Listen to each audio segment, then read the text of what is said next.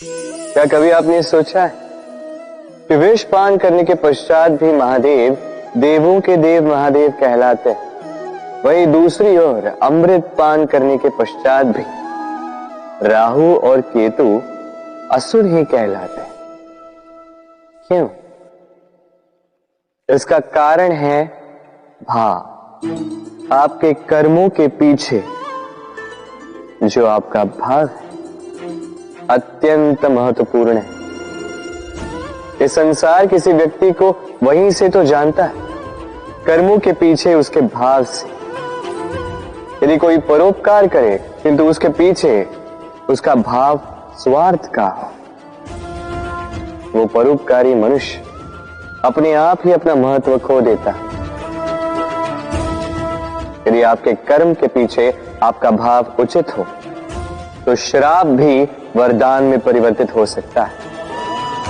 यदि आपके कर्म के पीछे आपका भाव अनुचित हो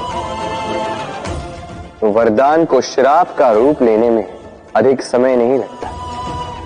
ये सारा खेल है कर्मों का और भावों का। शुद्ध मन से खेलिए। राधे राधे। ये मोती देख रहे हैं, शुभ्र, श्वेत, ओजस्वी, और इसे ऐसा ही बनाए रखने के लिए हम क्या कुछ नहीं करते। इसे ऐसे किसी मखमल के वस्त्र में लपेट देते हैं, किसी पिटारे में अच्छे से बंद करके रखते हैं। क्यों? ताकि इस पर खरोच ना आए, ताकि ये मोती टूटे ना, क्योंकि ये अनमोल है। उसी प्रकार है ये दूध फटे ना, इसलिए हम इसे गर्म करके रखते हैं। ग्रीष्म ऋतु में हम इसे शीतल जल में रखते हैं, क्योंकि ये अनमोल है। ये दोनों अनमोल है और इसलिए हम इसे सहेज कर रखते हैं। दूध हमारे तन को और पुष्ट करता है, उसी तन की सुंदरता बढ़ाते हैं ये मोती। अब मोती और दूध की ही भांति होते हैं हमारे अपनों के मन। इन्हें भी हमें सहेज कर रखना चाहिए, इनकी रक्षा भी हमें करनी चाहिए। मीठे वचन, स्नेह, आदर पूर्ण व्यवहार से इन्हें सहेज कर रखें, क्योंकि जैसे एक बार यदि दूध फट जाए तो पुनः उसे ठीक नहीं किया जा सकता। एक बार यदि मोती टूट जाए तो कुछ भी कर लो उसे पुनः नहीं जोड़ा जा सकता। उसी प्रकार एक बार मन में भेद हो जाए तो उसे पुनः पूर्व स्थिति में ले जाना अत्यंत कठिन होता है।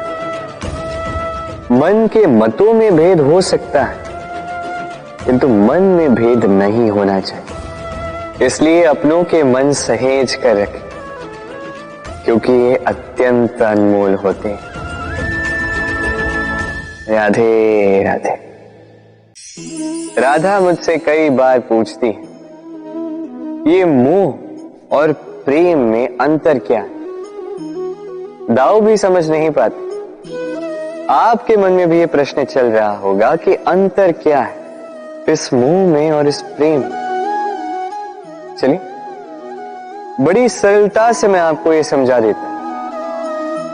एक और स्मरण कीजिए एक मछली का, जो जल में रहती है, वहीं क्रीड़ा करती।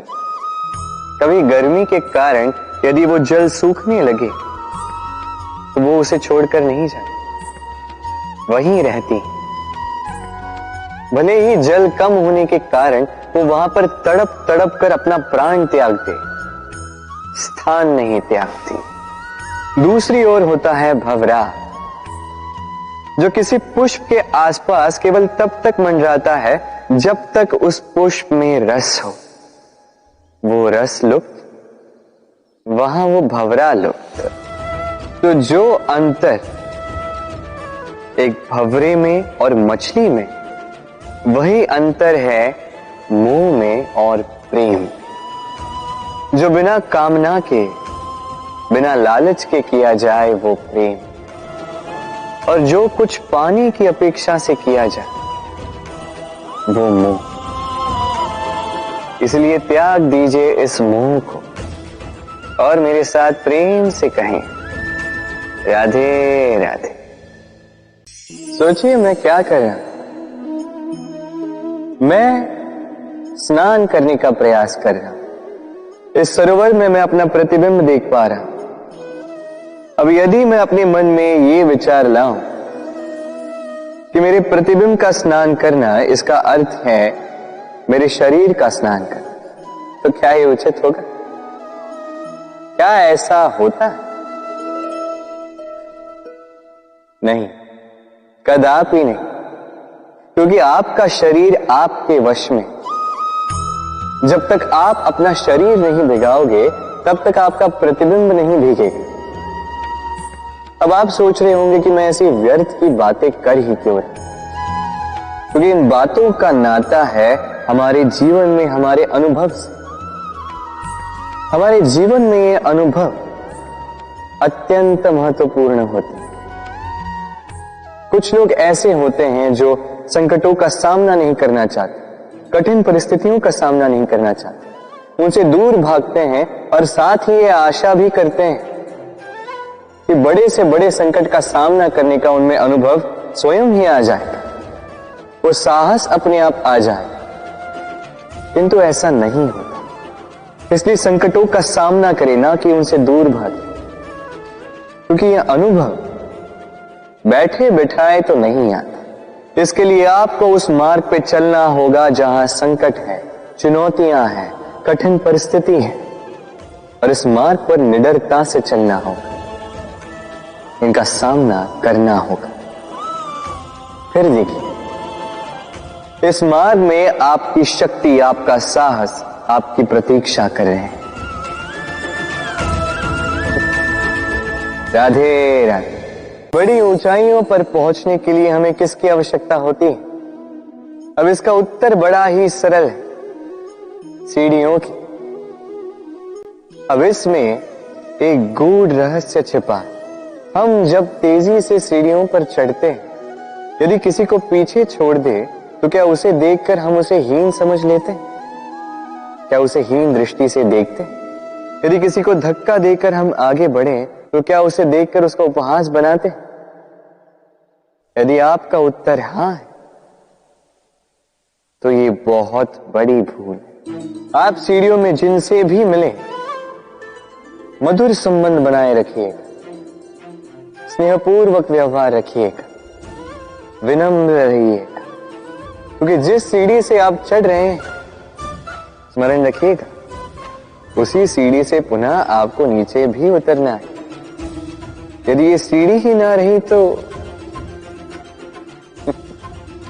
अपनी विजय का उत्सव अवश्य मनाएंगे, किंतु जो पीछे छूट जाए उसका उपहास कभी मत बनाए। राधे राधे। इस जीवन में कई सारे लोग धन और बल से मूल्यांकन करते हैं किसी भी व्यक्ति का, स्वयं का भी, दूसरों का भी। और कई बार धन और बल अर्जित करने की इस प्रक्रिया में हम समय, संबंध और स्वास्थ्य को पीछे छोड़ देते हैं, अनदेखा कर जाते हैं। सोचते हैं कि एक बार हमने धन और बल अर्जित कर लिया, उसके पश्चात समय भी हमारे अनुसार चलेगा, संबंध में और मधुरता भी आएगी और स्वास्थ्य भी हमारी मुट्ठी में होगा। किंतु इस धन के कारण जब हम इन तीनों को खो देते हैं, तब हमें ज्ञात होता है कि हम कितने निर्धन थे। फिर उसके पश्चात संसार का सारा धन एकत्रित कर लीजिए, फिर भी आप अपना खोया हुआ समय पुनः नहीं ला सकते, ना वो संबंध, ना वो स्वास्थ्य। इसलिए इन तीनों का मूल्य समझ लीजिए, इससे पहले कि विलंब हो जाए।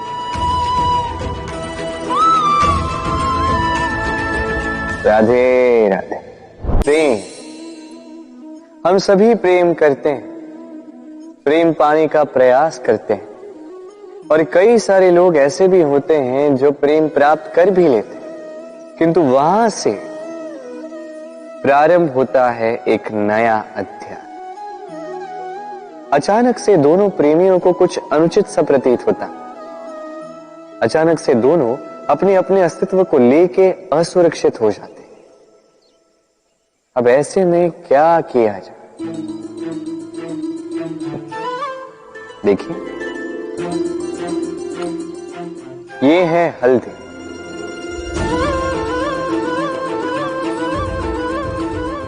और ये है चूना।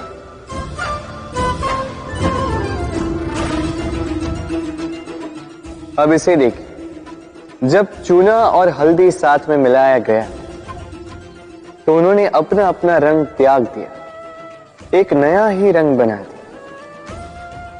प्रेम का रंग भी कुछ इसी प्रकार प्राप्त किया जाता है। इसमें कोई मैं नहीं होता, केवल हम होते, केवल वयम होता है। इसलिए त्याग दीजिए स्वयं के अस्तित्व को और वयम से नाता जोड़ लीजिए। फिर देखिए आपका ये प्रेम आपको कहां कहां ले जाता है।